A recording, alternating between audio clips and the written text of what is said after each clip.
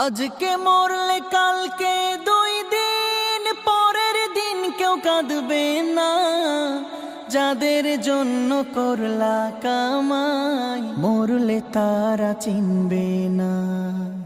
আজকে মরলে কালকে 2 দিন পরের দিন কেউ কাঁদবে না। যাদের জন্য করলা কামাই মরলে তারা চিনবে না। থাকতে সময় করো আমল, ঈমান করো খাঁটি। থাকতে সময় করো আমল, ঈমান করো খাঁটি।